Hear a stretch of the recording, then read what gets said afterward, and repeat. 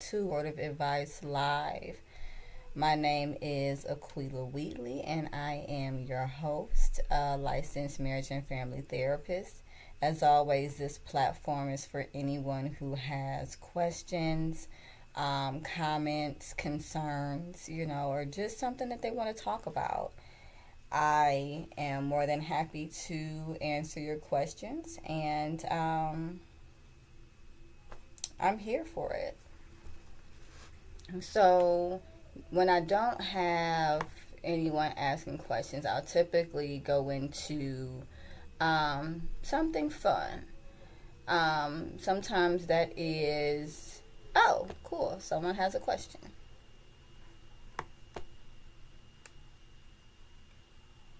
Celie?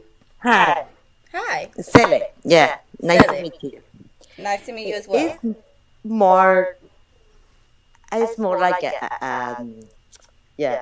a technical question maybe, but I'm trying to understand the differences in the U.S. right about because people are having a hard time explaining to me right, like I know or I think they understand a psychiatrist is a doctor, a psychologist, and then they call something a therapist, which they say is not a psychologist.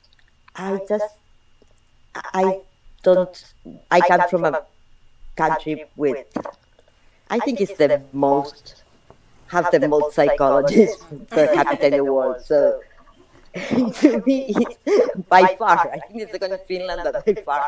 So to me, it's like every day, right? And yeah, how is it? And the other question would be, right? Like many times, the psychiatrist is the one that is providing therapy or psychoanalysis as well. So, you make a great point. You make an excellent point, right? So, you have psychiatry, and psychiatry, there is mid management. One thing that I've learned as a therapist working with a lot of psychiatrists is that a lot of psychiatrists are not taught therapy or psychotherapy practices. They are taught med management practices, almost like an MD. Um, and so, in working with a lot of psychiatrists or individuals that do med management, I've actually had to teach therapeutic principles or strategies. As far as psychologists, they do therapy. They do psychotherapy, and psychologists can do therapy, but a therapist is not a psychologist. So it's really interesting, and because like there Oh, is a specific license that you have to get to be considered a psychologist that you don't have to mhm. have to be considered a therapist. So it's an additional licensure that one would get to Oh, become a psychologist. If you get a license in maybe marriage and family therapy, or you get maybe you're a licensed professional um, clinical counselor or something like that, you're not a psychologist. You actually have to take mm, specific classes um, to be licensed as a psychologist versus a therapist. okay, Is that okay. helpful? I think, yeah. I think I'm figuring out like, because I agree a lot with you in what you said by experience also, right? Like this doctor that knows medicine and that okay, what's your problem? I want to fix it with this. It's not the same as a psychologist. Many times, uh, what they do is they work together, right? Like one is you go and have 1 hour or whatever it is, the situation, 40 minutes, and you speak and you can talk and figure out. And if necessary, then you will, right? Like they themselves will say, okay, let's talk and let's see if you need medicine. Right. But yeah, I agree 100%. The other part, yes, here it is like about a 6 year. career to psychology. The one that I don't think we have, or maybe we, not that I know, right? Like it's not at least in the university at a university level, is a therapy license. That is that's why I wasn't understanding, because that is not a thing, I guess. And so what they do is not, so the difference will be in between what, something more conductivist than psychoanalysis or something like that, what the therapist would do. I mean, in all honesty, the difference between a therapist and a psychologist is essentially a pay designation. They do the same thing, but they obtain an Okay. additional license that allows them to be placed in a different pay bracket. But Mm, I get it. they do the exact same work. Okay, no, I get it. Here is like that, right? Like the psychologist can be as the psychoanalyst can do therapy, can do conductivism, right? Like, but it's the same person. I understand what you're saying. This is like a difference that doesn't really matter in in the in the with the patient, right? Like it's more, I yeah. mean, essentially, it would be like someone having a master's degree versus having a doctorate degree, right? They can do the same work, right? But a person might feel more comfortable working with someone that has the more advanced degree. So, for instance, a psychologist has a more advanced licensure than a therapist. So, if you look at it like that, um, there are differences, and again, pay as well. but but it's really Yeah. it really just all depends, because you can be a therapist and be a doctor, right? You can have your PhD and be a therapist versus Hmm. being a psychologist. Oh, I know what you mean, but here are called so differently.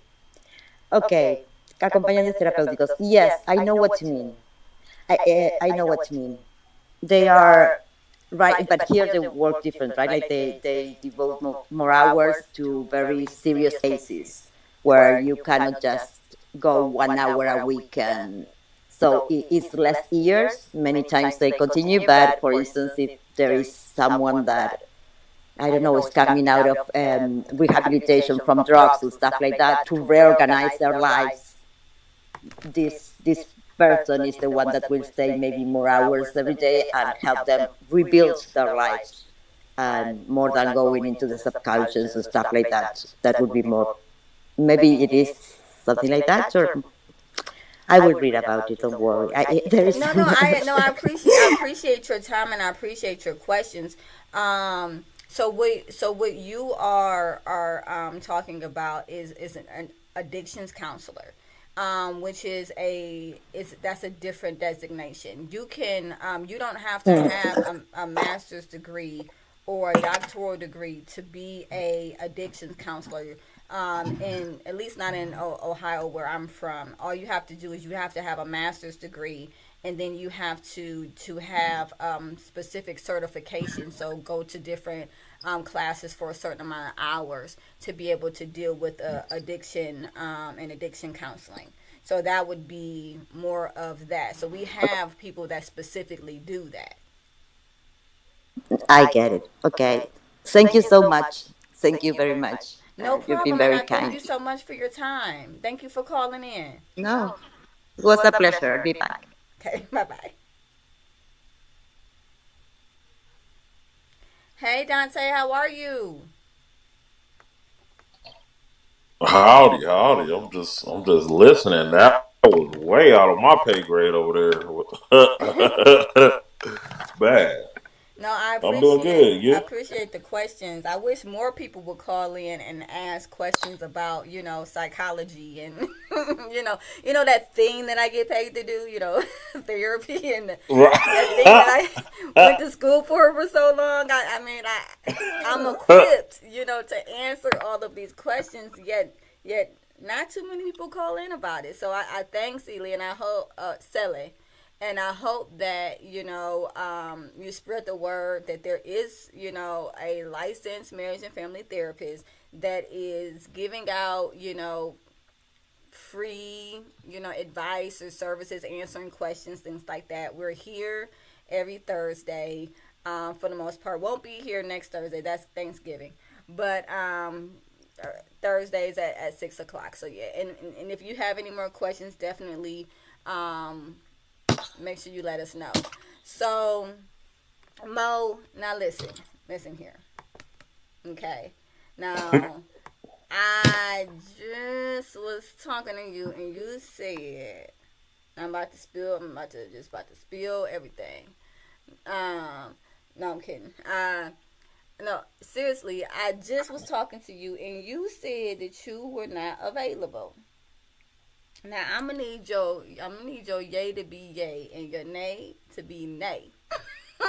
You say you not available, then you pop up like what is happening?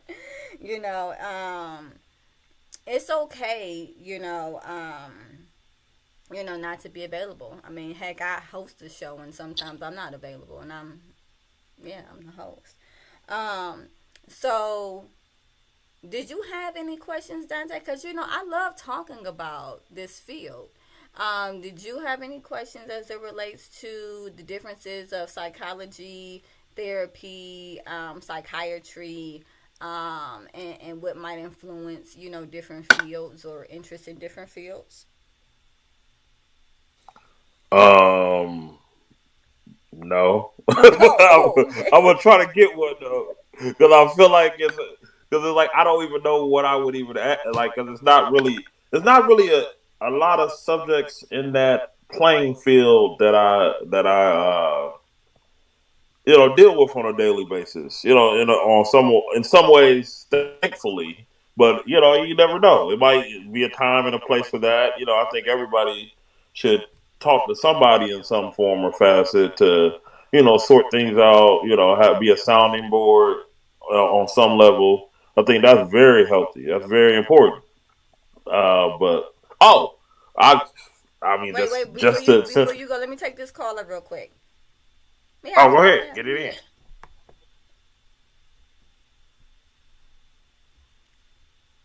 Yeah. Sorry, I'm going to take advantage of you then, if you are because okay, there's mental health is taboo, in more or less in every country, right? Like, Mm-hmm. but in some countries it's more than in others, and sometimes, right, like, it is easier for people to, right, like, if it is very taboo in a country to go and take some medication, when sometimes maybe what they need is therapy, right? Like, and develop the tools to deal with the problem, right? Like, not make the feelings disappear or whatever it is. And I don't know why do you think because I feel like in the US it is taboo to say, like, or sometimes it's like a psychologist, or, right, like, not the doctor they can be against because big pharma or whatever, but as if it is as a, a discipline that you have to believe or not, as if it was a religion. Oh, I don't believe in that. It's like, what are you talking about? That is a career in university. It's a scientific. Right, It's not like you believe or not, but yeah. And why do you think that is? Is it does does the being more profitable to pop pills into everybody might have something to do with it? Well, here's the thing. When it comes to the whys behind things, um, one thing that you'll find is there's this fun word called normal. It's it's a word that doesn't really mean anything, that everyone aspires towards. And so if I have to take something, and this is something I've run in to with clients, if I have to take something, man, I'm not normal. I'm not normal. I want to be normal. I want to be like everybody else, right? Which is a generalization, right? Because everyone has something that's going on with them. What I see most is not people going to med management and getting pills, but people self medicating, anxiety, going to alcohol and marijuana because they feel like and even though this is not actually true, there's actually studies that show that marijuana use can increase anxiety over time. Nevertheless, people feel that marijuana calms them down, so you'll see individuals smoking marijuana. You'll see individuals using anxiety as a depressant, if they feel too much anxiety. And you'll also see individuals that are in a depressed state go to ADHD. They'll go to ADHD meds, right? But they'll also use stimulants such as cocaine. Because they're trying to get away from that tired feeling, that feeling of fatigue. So what you'll see is a lot of street drugs being used. Um, Mm. Recreationally at first, I'm sure, and then non-recreationally. They, they kind of they kind of masquerade, right? Like they cover the symptom and don't deal with real issue there, right? Like, so it's perpetuates Right, for absolutely. and right, like it's yes, yeah.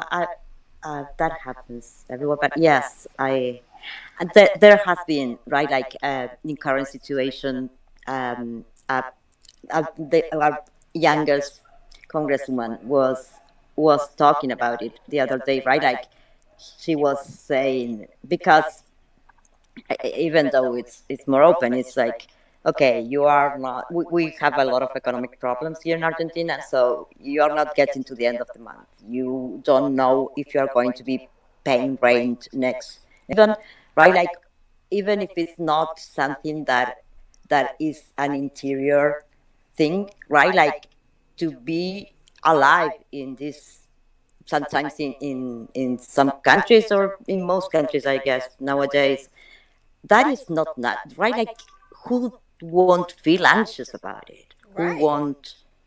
Uh, mm-hmm, You're yes. absolutely Mm, right. Because what I'm yeah. what I'm Uh, hearing you say, is that sometimes there's things that are going on around you that causes anxiousness, right? That is not mm-hmm, something within you that is anxious or ruminating for absolutely without cause, but that there's struggle. I don't know if I'm going to eat from one day to the next. I don't know if I'm going to be able to pay my rent from one month to the next. I don't know what's going on, and so it causes me to have worry, right? And so I want to be clear that there is productive anxiety and unproductive anxiety. And productive anxiety is the anxiety that pushes you to move forward. It pushes you to get a job. It pushes you to make sure that you are dotting your I's and crossing your T's and doing whatever action is necessary to meet your own needs. Non productive or unproductive mm-hmm, anxiety, that is the type of anxiety that overwhelms you. That is a lot of rumination, being hyper focused, and not being able to get out of the bed, things like that, where it's causing you not to be productive. Another thing that you're talking about, right? Because you have your basic needs at the bottom, and that is food, shelter, and things like that. When those needs are disrupted, yes, you are going to go into a place of anxiety and worry because these are things that you need to survive. So essentially, I would call that survival mode. but sometimes, right? Like it sounds like, as you were saying, sometimes all this stress and this that there's no easy way to solve it, right? Because here where I am, you might have a job, you might have all those stuff, and still be not getting to the end of the month. But like sometimes it freezes people, right? Yeah. And so that needs help, and I know there is a lot of precariousness, right? Is approached by philosophy a lot of, like in so many books, and people talk about it, but from psychology, right? And this need to be helped by someone else where the situation is overwhelming. I don't know why that message is not being spread the same, right? Or even taught at school, because you will, like, they will teach you many times Kafka, but yeah, psychology, not so much. So, interestingly enough, one thing that you are going to see more in schools now than you did, especially when I was younger and in the generation before me, is SEL, emotional learning, right? And so they actually have that in preschool now. They have that in kindergarten and in grade school, where they actually are purposely teaching you emotional regulation. They're teaching you social skills. They're teaching you how to learn how to regulate yourself and how to understand the emotions that you're feeling. I think that the word is out there that we are coming to a place where individuals, they don't know how to self-regulate. They don't know how to self-soothe. They don't know, you know, um, what their somatic system does. Like, for instance, you were talking about, it can cause people to freeze. Well, that's your somatic system: fight, flight, or freeze, right? So how you address stress, how you react to stress, and how your body, takes in cortisol and uses it is going to be different from me and from my panel, Dante, Mr. Machismo. So I think that it's out there. I just don't think that it's broad enough where it's everywhere. Yeah, exactly. What is the name? Because it sounds so interesting. I'm gonna look. What is the name that of this? Well, you said you call it something. This Social method, this going.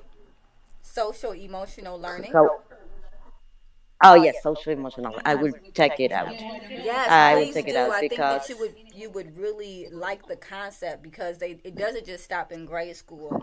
I actually work with one of the local colleges here in my area with the social emotional learning program that they have, and I come in every, I would say maybe every month or two, and give workshops on social emotional learning, self-regulation, understanding emotional intelligence, and these are boundaries, understanding uh, differentiation and values, things like that, and these are with college Mhm. students.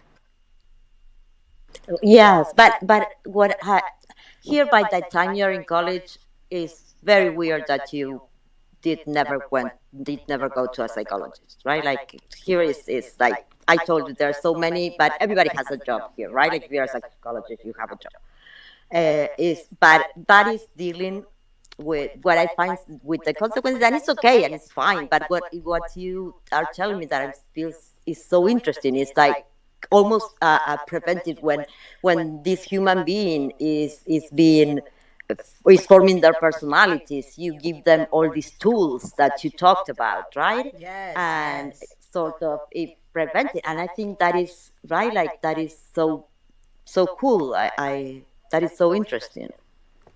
I think that okay. Thank you again. I'm gonna go. Oh, no, no, no, no problem. And I thank you so much for calling in, and feel free to pop back up whenever you want, whenever you want. No, yeah, I will. I will. It's very interesting talking to you. Thank you so much. No, not a problem. Thank you. So, Dante, any thoughts on what we were talking about, social emotional learning?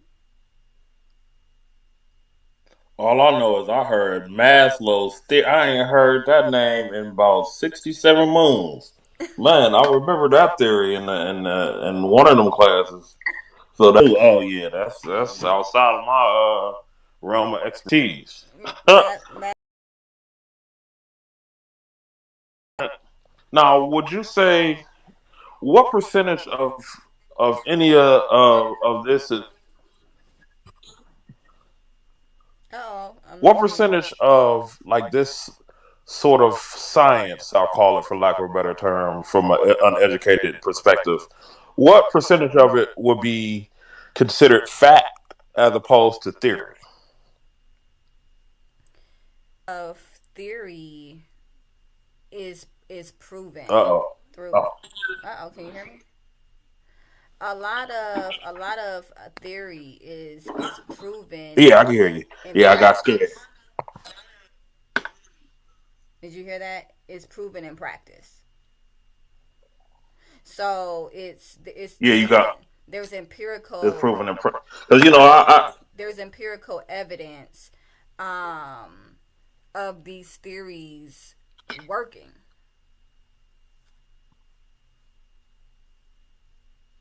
Hello. empirical evidence. Oh, this we at the $200 words today. Okay. Um, there The- are there there are early theories, right? But then at some point, for individuals to take psychology seriously and psycho I want to say analysis seriously, there had to be empirical evidence. It couldn't just be, oh, well, I think if this happens and that happens and this happens, then this will happen. For instance, even if you take my dissertation, right? In my dissertation, I'm doing a quantitative study, right?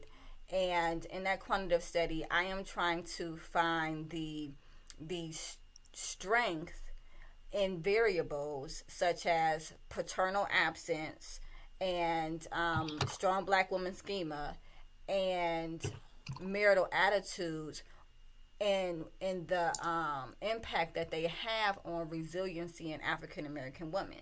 So I'm doing kind of like a hierarchical type of study to see how these variables influence resiliency in African American women. So all of what we do is, it begins in theory and then it ends in practice. mm,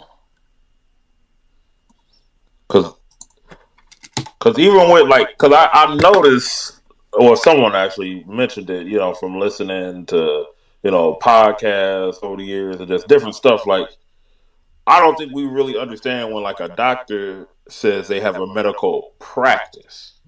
So in theory, there is not a 99.9% or an absolute involved in their process. However, based on like past precedents, I gather that that makes it the proper course of action just based on that alone. Whereas it's a proven thing.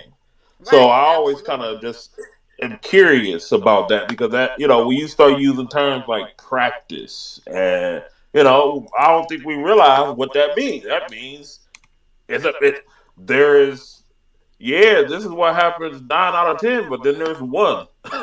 Then there's that one.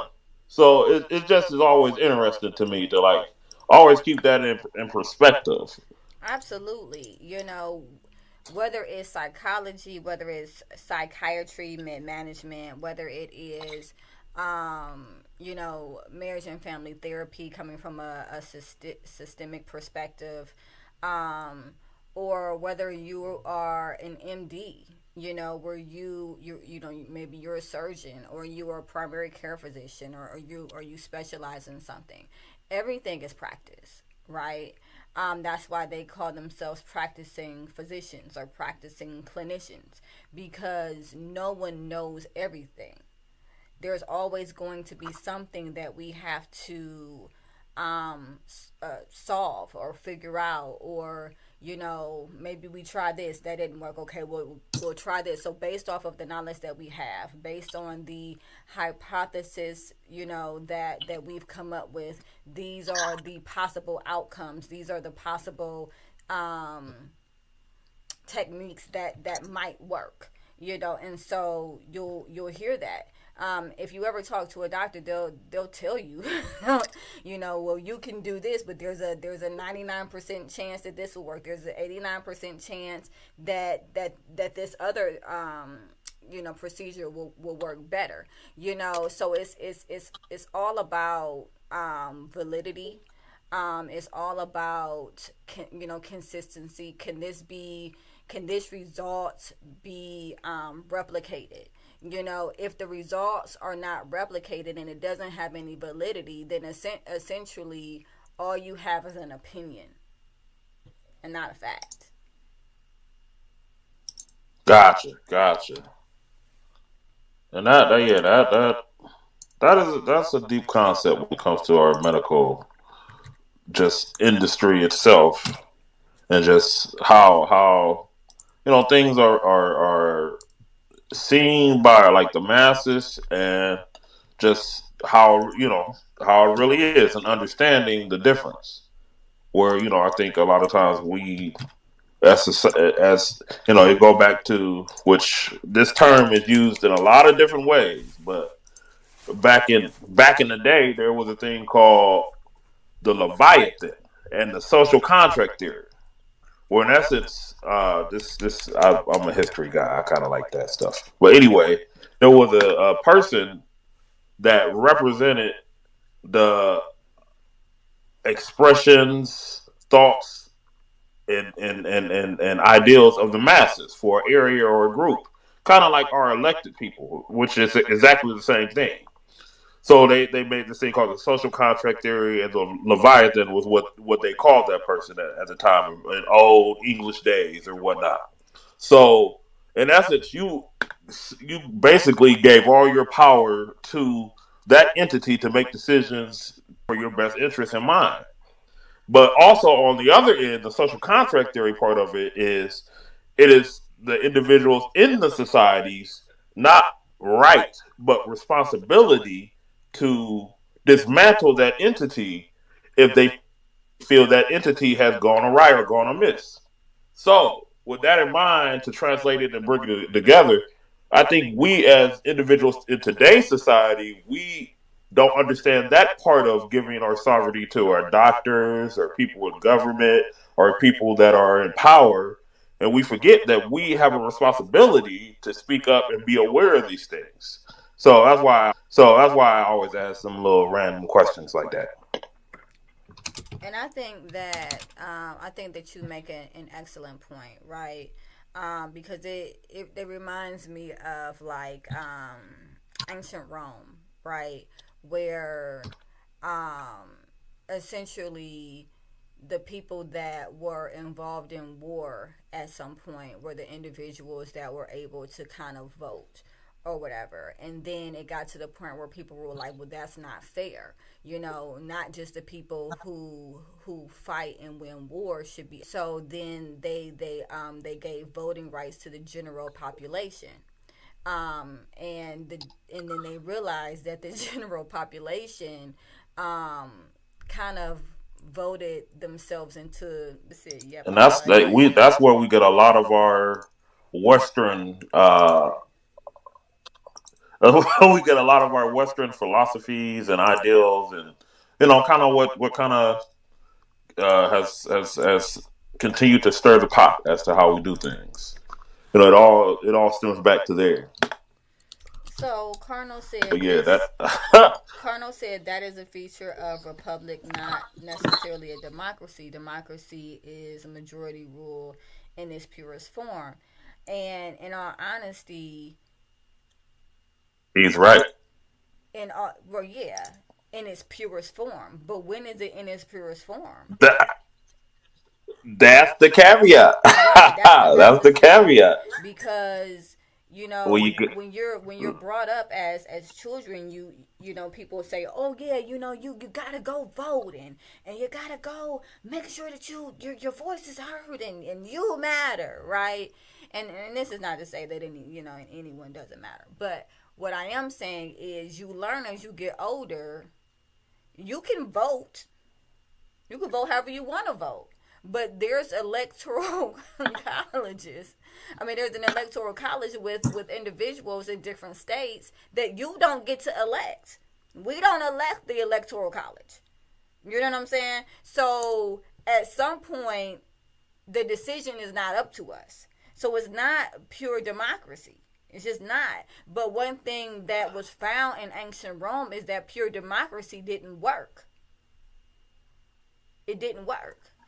And essentially it imploded. And that's why they needed the elite group in the first place. Yep. I got one word for you. Lobbyists. Lobbyists. Subcommittees. I'm so glad to have you All of with the us, rigmarole. Carnal. I haven't seen you in a little minute. My guy Cardinal, absolutely. Yeah. Mo, we miss you. Sorry for messing with you earlier. I'm just saying no, you know. If you busy, you busy.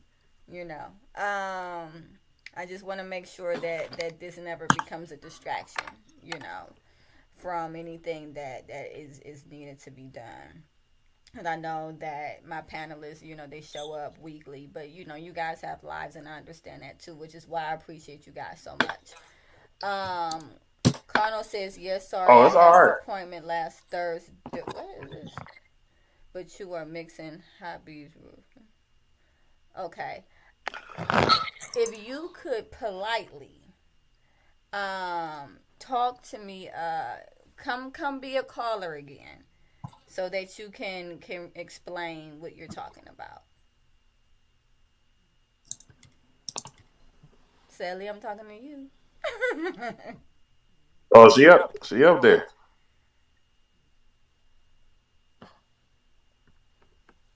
Please. No, I was listening to Dante. It is, and yeah, it had the Leviathan of Hobbes. It was very interesting, and Rousseau's social contract and the democratic or the democracy that came out of the French Revolution. But that happened a long time ago, right? And I think sometimes we take these terms and try to apply them to today's world, right? And it won't work, right? Like we have to reinterpret them and in order to be able to use them. It's like when you hear sometimes someone wanted to take some economic theory that worked in Europe in like 100 years ago and want to apply it in a South American country, and it doesn't work. Why? Right? Like, well, maybe it wasn't the same conditions, and so sometimes I feel like, yeah, those terms, if we take them as they were meant or written, yeah, they're unachievable. But, like democracy sometimes is just the opposite to dictatorships. Well, this is in the South where I come from. And that's a lot. And it might not, right? Like, there must not be democracy in the economic part, or the voting system seems to, right, like always fall in the same. But the difference from your everyday day-to-day freedom to dictatorship, I think that's what gives I think maybe in here value to not to lose and to fight for democracy or the democratic process. Because all the things that you said, I agree completely. I just wanted to add that there is these other parts in modern world that, yeah, make it more important or more worthwhile than sometimes people take it lightly, right? Yeah. And yeah, I remember the first time after. a very long dictatorship that my I was little, and my mother, how much she cried when she went to vote, right? And I know many times here we're the same as there, right? Like just using the the least worst option. But the thing is that it's important even to go and vote in blank or something, right? Like it's because it's a reflection in the way that the police is handled and the way that the laws that may pass, and then yeah, you hit reality. But at least, right? Like you have how to work it out, or see how to work a solution, because the the the opposition to democracy, it is to me so scary. That's that. And I thank you, because you make a really great point. You know, I think because we've never been faced with a dictatorship, you know, we can take democracy in its terms, and we can take it for granted. You're absolutely right. Because even though there is the electoral college, we still get a chance to go and vote, not just for the president, but we get to vote for our judges. We get to vote for Congress. We get to vote, for council, and we get to. I just went on the 7th, I believe, and voted for the school board president. So we do have a say. And we don't know really what it's like not to have a say. I mean, as African Americans, there was a time, obviously, in which we could not vote, right? We still were free during that time. Essentially, we weren't slaves anymore, but we weren't able to vote. So I know that there's generations before myself, before Dante, that understand what it's like not to be able to vote, which can probably feel like a dictatorship when you don't have a say. But I don't think any of us knows, what it's like to be in an actual dictatorship. But you make a great point there. I think with the laws that the Jim Crow laws in the U.S. Right, like there were citizens that had not no rights, that like might have them, but factually in many states, as I understand, they were completely right, like they were not protected the same as others. And I think that I don't know how extreme it was. I know in some cases it was very extreme. Oh That wow. and so I think it is like here it was horrible, and but I think that in many cases must have feel very similar, because is you being like more than the voting is you don't have rights. And if you don't have rights, like there is a state that is this leviathan that is had completely gone out of control and can just pass over you and put you in the right, like I don't know, they can just put you right, like put you, torture you, and then throw you alive from a plane, or just in right allow some Ku Klux Klan guy to just kill you and without even stopping them or participating. I don't know. I don't think there is so much differences in the feeling, right? Like that being a person in society and having no rights. I think it's kind of similar. So And I can definitely see that perspective, because when you're in a dictatorship, from what I know, there is essentially there's just one person that's kind of running the whole show, and so they can pretty much do whatever they want to do, and though I've not experienced that, as an African American, I know that in my lineage it has been experienced that we weren't considered people at some point. A male African American was 3/5 a person. And so they weren't allowed to read, they weren't allowed to write, to learn, to vote, to have opinions or anything like that. And I didn't live in that time. I can't say that I have a direct experience with it, but through different avenues, I do have vicarious experiences with it. And yeah, that does create a lot of anxiety, I'm sure, not having any voice. And also, I think that what you're those times that you're mentioning, that is like that is way beyond, right? Like that is not a dictatorship. That is something completely different. When a human being is not that they don't have rights. That I would compare that more on some situations or some states during the Jim Crow. The other part that just is I don't know how, like, even unimaginable. Like I cannot even imagine not to be considered a person, a human being, right? Like not just not having rights, but that is even more. And I know that there's this thing that I'm sure you know a lot about, which is collective trauma. That is Oh a thing. yeah. That is a very real thing, and and yeah, like if it's not, for instance, right, like if it's not given a solution, if it's not is much harder to elaborate, even if time passes. If there is, I don't know, we keep making, we went to trials, we keep making movies, we keep making the museum, this other thing, this, but yeah, it's like uh, I don't know, it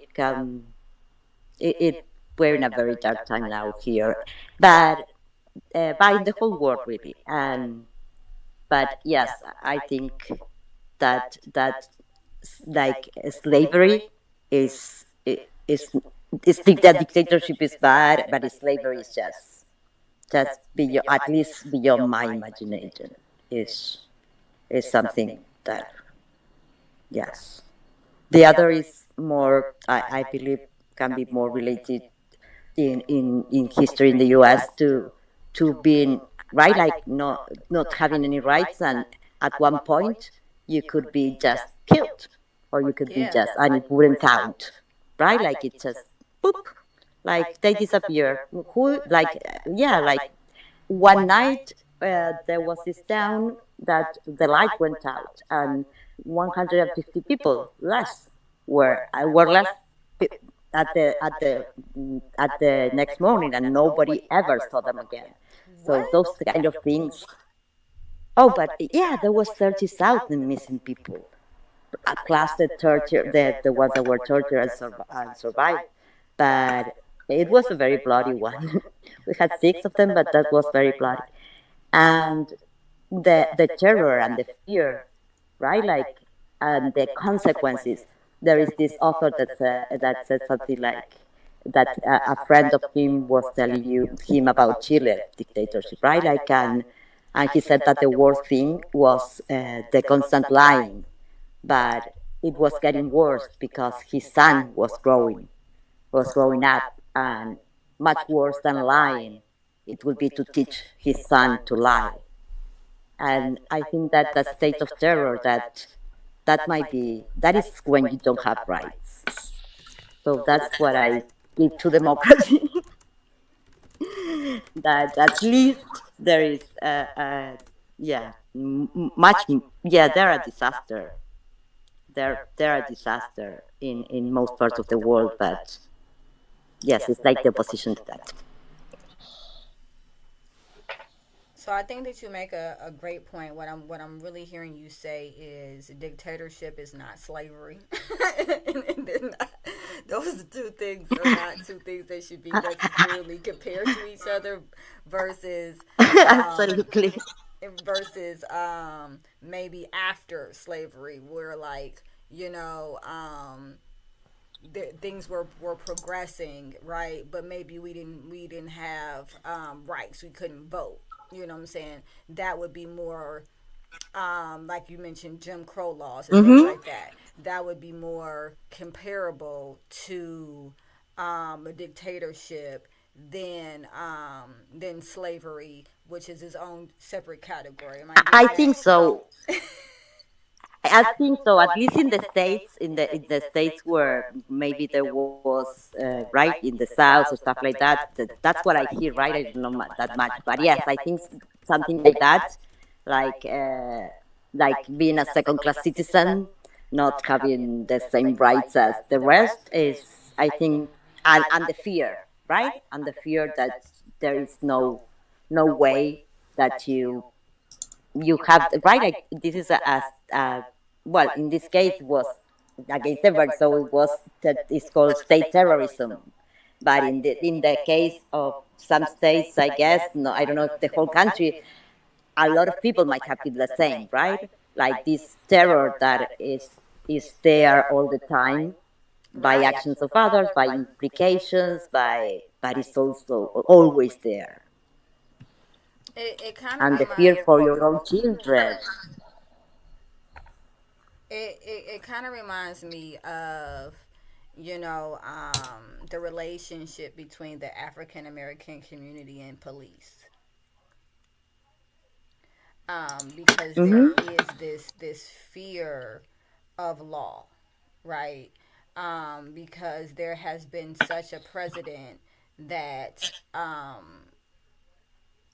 our lives can be taken, or we can be beaten very badly, or all of these negative things can happen to us, and there doesn't have to be a reason, and it's just a blip.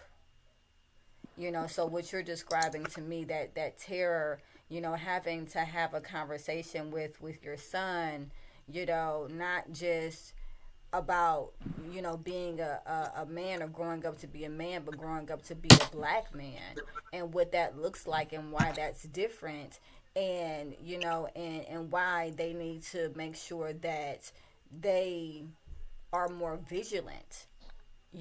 It's you don't want to teach fear, but you also want to make sure that they have enough discipline, that they don't end up in situations that will cause them to experience what you want them to avoid.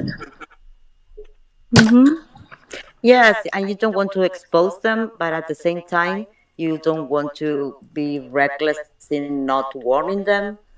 And and I think sometimes, many times, like that happens with history and with not recent history, right? Or what are the things that because they can repeat, and and you don't want to tell, okay, this is the horrible things, the horrible tortures that, and I don't know. I think in that art might take a good, might be a good way to reach right. Like, of course, you have to have the conversation, but for to expose certain, if it's done well, right? If it's not propaganda, but Right, absolutely. to expose new generations to to certain collective traumas that otherwise will they will feel alone in their mother telling them, right? But in this is like a more shared experience that will enforce you all against, and hopefully many white people is right, like even to act in the moment or whatever, right? I don't want to talk about it because I'm not aware. I never lived in the US or anything, but it is a more collective experience and in the numbers, and yeah, like we women know this, uh, like you have is where you you can at least let go some of that fear. But then again, right, like what we were talking about, that has to have consequences in mental health, and that should be addressed. Absolutely, and that's what takes us back to social emotional learning, right? Because it is the teaching of regulation, emotional regulation, the teach of impulse control, understanding someone else's posture, having emotional intelligence, why that's important, not only in scenarios where you may be in danger, but even if you're trying to go an interview, kind of understanding, how to read the other person, or how to regulate yourself if something goes wrong. All of those things are really really important, and I'm so glad that they're putting social emotional learning principles um, in pre-K, in grade school, and in college.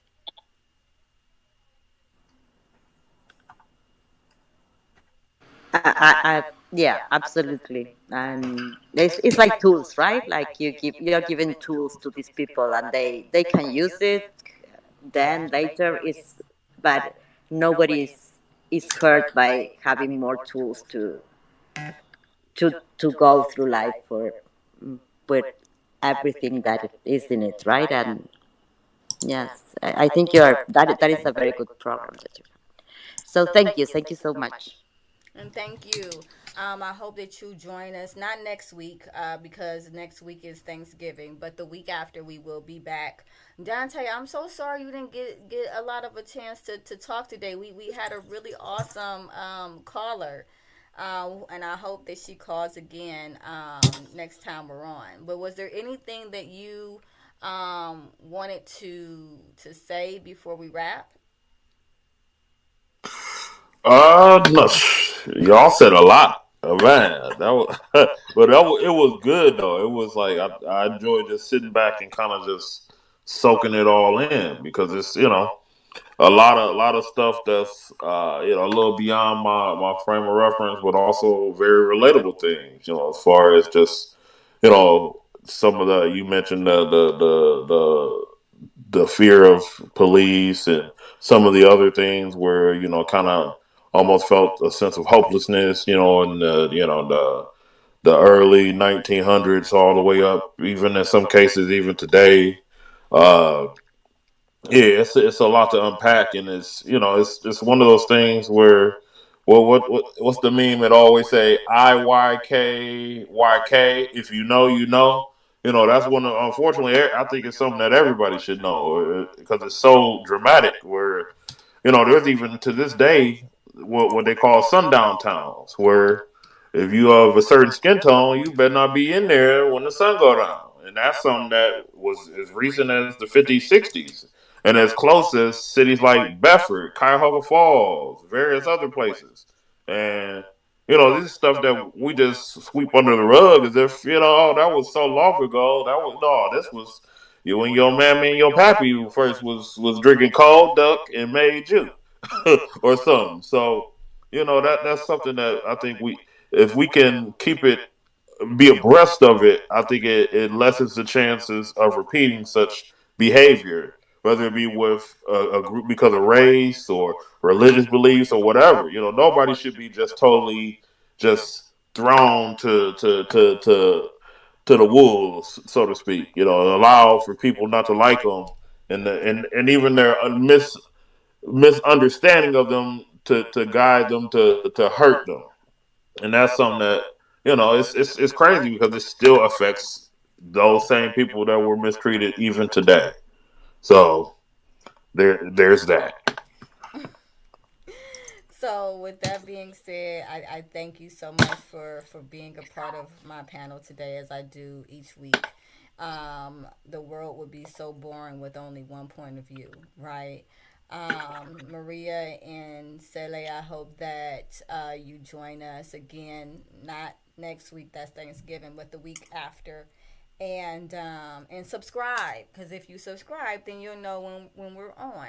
And I would love you to come back and call in and have more conversation, around that lovely thing I get paid to do.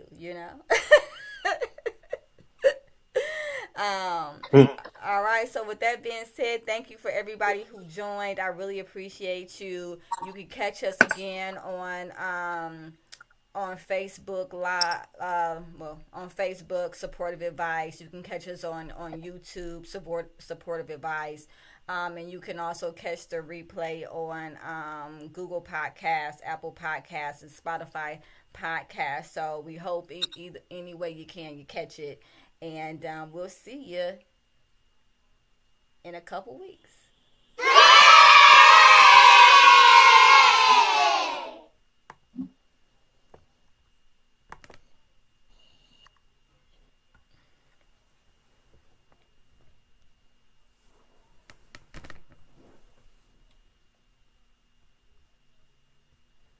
remember, as always, if you are still listening, that